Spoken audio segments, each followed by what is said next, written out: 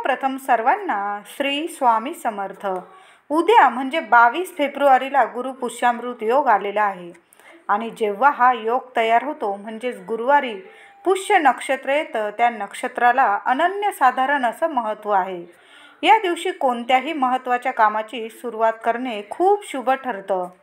तुम्हाला नवीन वस्तू खरेदी करायची असेल, उदाहरणार्थ सोने, चांदी, रत्न, घर, गाडी, जमीन, कपडे, बऱ्याच अशा वस्तू असतात ज्या आपल्याला खरेदी करायच्या असतात।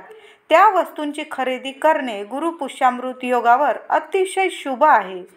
घरातील किराणा सामान खरेदी करायचे असेल तर या दिवशी खरेदी करा। खास करून डाळी म्हणजे पिवळ्या डाळी, मुगाची, तुरीची, धने, हळद खरेदी करणे या दिवशी खूप छान आणि महत्त्वाचे आहे। खूप शुभ आणि फलदायी ठरते। 100 ग्रॅम का होईना हळद नक्की खरेदी करून आणा घरी। त्याचबरोबर या 3 गोष्टी आपल्या घरात नक्कीच खरेदी करून आणा। त्या म्हणजे तांदूळ, हळद आणि साखर। या 3 वस्तू आपल्याला उद्या नक्की खरेदी करून आणायच्या आहे। तुमच्याकडे आधीच्या असतील तरीही चालेल।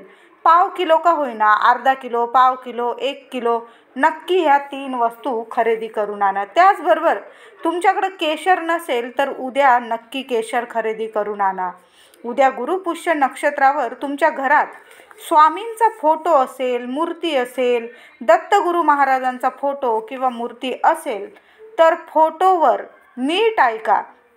तुमच्याकडे स्वामींचा फोटो किंवा मूर्ती असेल, दत्तगुरु महाराजांची मूर्ती किंवा फोटो असेल तर 108 वेळा थोडी हळद श्री गुरुदेव दत्त किंवा श्री स्वामी समर्थ हा जप, तुम्हाला जो जप करायचा असेल श्री गुरुदेव दत्त किंवा श्री स्वामी समर्थ हा जप करत चिमूटभर हळद आपल्याला 108 वेळा त्या फोटोवर किंवा मूर्तीवर अर्पण करायची आहे। अगदी मनापासून हा उपाय करा।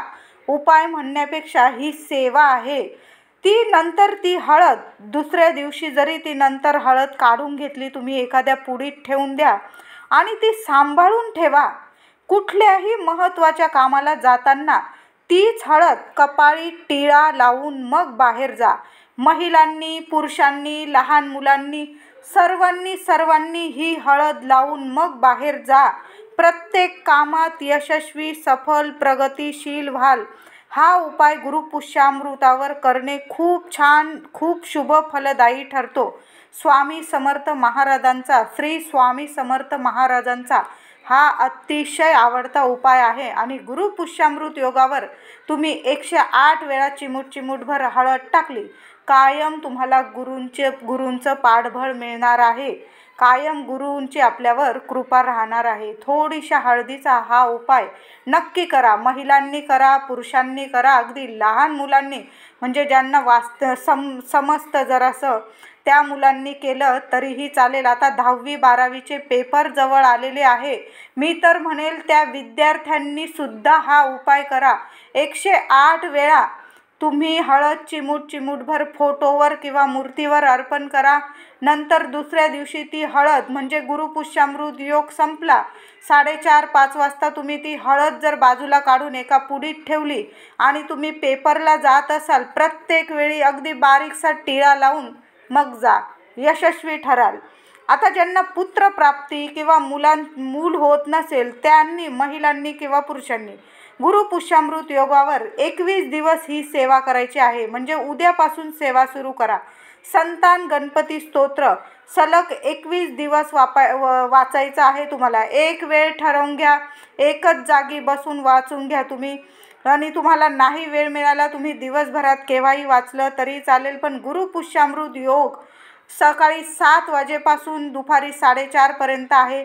त्या वेळातच तुम्हाला ही सेवा सुरू करायची आहे। नंतर तुम्ही पुढचे 20 दिवस केव्हाही वाचलं तरीही चालेल, पण अखंड वाचायचं आहे 21 दिवस।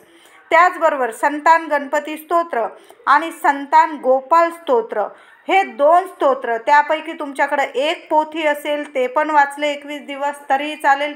प्रभावी सेवा आहे। व्हिडिओ आवडला असेल लाईक करा, शेअर करा, चॅनलला कृपया सबस्क्राईब करा। धन्यवाद।